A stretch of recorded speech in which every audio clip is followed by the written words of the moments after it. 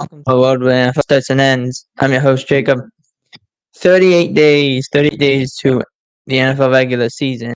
And we actually have a game this week on Thursday between the Jets and the Browns for the Hall of Fame game.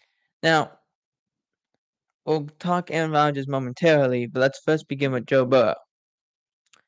Joe Burrow last week was in a standard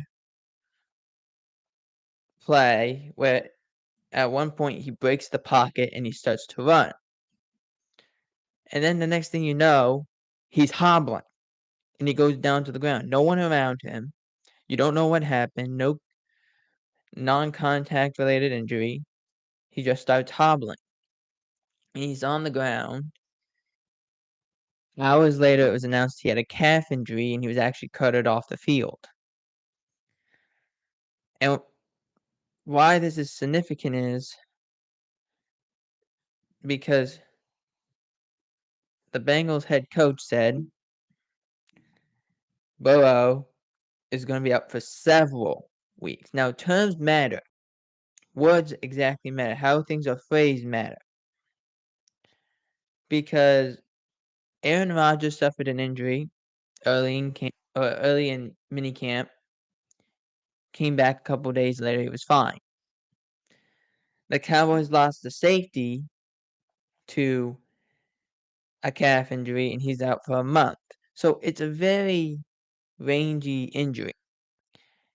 If the term several weeks does not mean rangy, I don't know what it means. It's a very much a term of we don't know how long he's out. There is no timeline, so let's create a very vague timeline. In saying that, Joe Burrow is probably going to miss maybe up to week 1. Or even if past that, that's a disaster. So it comes down to the Bengals. What are you going to do? How confident are you in your backup quarterback? And if you're not confident, Teddy Bridgewater is still out there. I know he's not the ideal, but get in there and see what happens. Because you can't go with the guys you have right now. You can't. But you could survive with Teddy Bridgewater. I know he's not the greatest, but he's a good backup. Figure out where you can go with that. Next up, we talk Jalen Ramsey, another injury. Last week, Jalen Ramsey was covering Tyreek Hill, and he came up limping. He hurt his knee. He gets carted off the field. He comes back. He goes to the back, and it's decided he needs to have knee surgery. No one knew exactly what the knee surgery was for until after. Ramsey had gotten a 100% surgery on his meniscus. Now, most of the time when you have a meniscus tear, it can take you out for a month, depending on the kind of injury. This surgery is taking Ramsey out until December. So this whole design of we can put 2 best corners on the field at the same time, in Xavier Howard and in Jalen Ramsey, that can't happen until December, at the earliest. Ramsey said, they did it, and it's actually going to extend my career because we did it this way. If we would have done it another way, I actually came back sooner, but I would not have been either the same or my career wouldn't have been as long. So it's a question: will that pay off for the Dolphins, or is it going to be a downfall? We'll have to wait and see. Next up, Aaron Rodgers went and had $110 million guaranteed on his old deal. And this past week, he made news as he took a $35 million pay cut. This was a quote from Rodgers. It was important they knew how committed I was.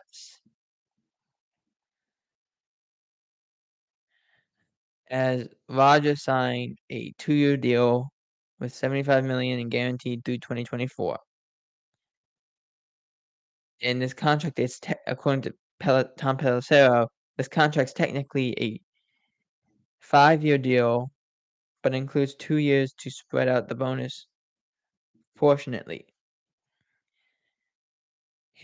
His cap number will just be under $9 million, which gives the Jets flexibility to build their roster. It goes on and says Rodgers had $110 million guaranteed on the previous deal. This allows the Jets to be a little more flexible in their contract.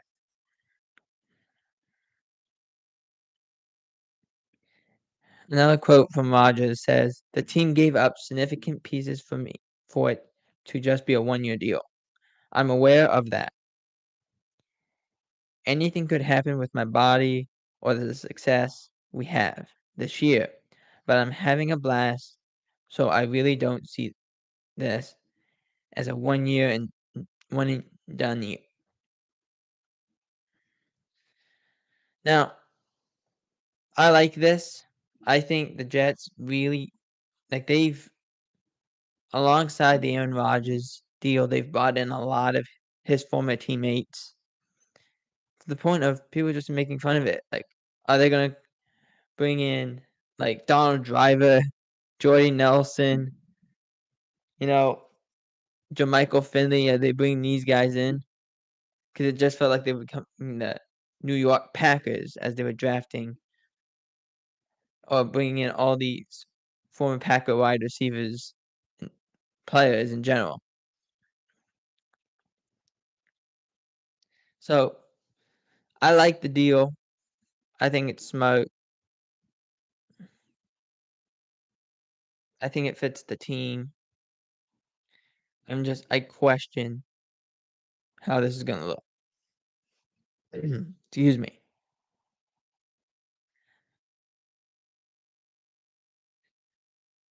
Next up, the Rams running back Sony Michel abruptly retires at age 28 after 5 NFL seasons. This, when I mean abrupt, it was very abrupt. As it was announced, the NFL was hit by a surprising retirement on Saturday, and the Rams actually talked about this. The Rams opened the press conference Saturday night with a total unexpected announcement that Sony Michel decided to retire. They McVay went and said that Michelle gave him the news early that Saturday morning. He said, "We got a chance to meet Saturday morning." And he was just kind of letting me know how his body was feeling and just had some thoughts, McVay said about Michelle. And I think the most important thing is that he has clarity and feels at peace with this decision. And what a competitor. I was sad for us, but I was happy for him. I know he gave a lot to this game, and he can be really proud of everything that he has done. I am looking forward to see what he does next, in the next what his next chapter is, I should say.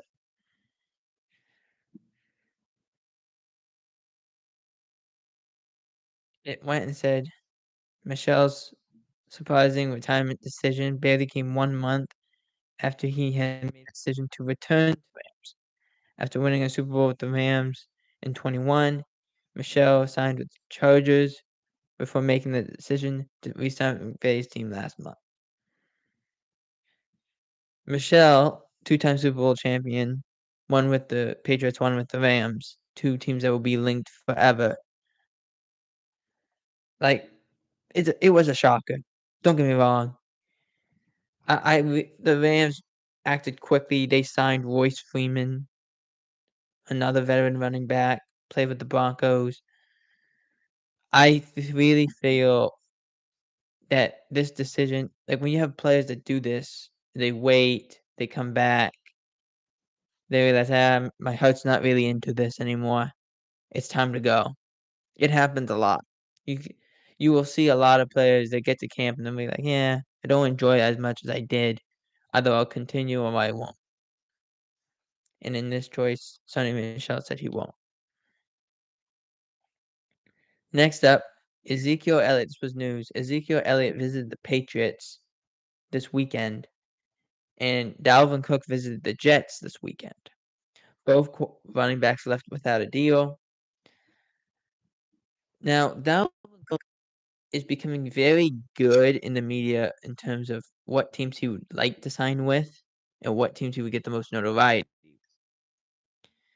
He was talking about the Jets. He was there all weekend, but he was doing some media interviews in which he talked about Dallas. He talked about going and playing with the Dallas Cowboys. He talked about going and playing with these teams. And obviously, once you talk about the Dallas Cowboys, that becomes worldwide and all that stuff. Ezekiel Elliott went to the Patriots just to see, like, the Patriots. I'm betting are in the thick of it to try and get Dalvin Cook in New England. And if not, maybe Zeke's their backup plan. Apparently, according to the Patriots, they were impressed by Ezekiel Elliott, but they're going to wait to see the financials work out, which probably means 1 year, $2 million, or 1 year, $1 million, because it's August tomorrow. Why are we going to do it? Which, if you're Cook and Zeke, that's the one thing you don't want to hear is it's August. I haven't signed yet. That's something you don't want to say to yourself. Next up, Jonathan Taylor requested a trade from the Colts. And apparently the Colts are considering putting Jonathan Taylor on the NFI list or the non-football injury list. According to the Colts, Taylor has a back injury, which the running back denies. This is the first paragraph first report by NFL media. Jonathan Taylor is looking to continue his football career elsewhere. Taylor has requested a trade from the Indianapolis Colts after asking for a new contract to begin training camp. CBS Sports NFL insider Jonathan Jones confirmed it after it was first reported by NFL media. On Sunday, Colts reportedly were considering placing Taylor on the non-football injury list. Taylor supposedly suffered an injury to his back while working out on his own in Arizona after still rehabbing from his ankle surgery in January. He was currently on the PUP list. It would behoove Taylor to avoid the NFL list, on the NFL list, I should say, because putting him on that list for any period of time, he would enter free agency as a restricted player and not as an unrestricted player. Taylor has announced that he wanted to get out, which it was a shocker. It did come as a shocker. But it also came as a shocker that the Colts are considering putting him on the NFI list because they know how much they need him. So putting him there would be a disaster. Now the thing is, where would he go? Where would Jonathan Taylor go? What team is willing to go and take a running back that they have to pay? That's really the situation we are in now. It's not, okay, we don't want to trade for running backs. It's, okay, we got to trade for a running back that we have to pay. That's where it gets a little dicey.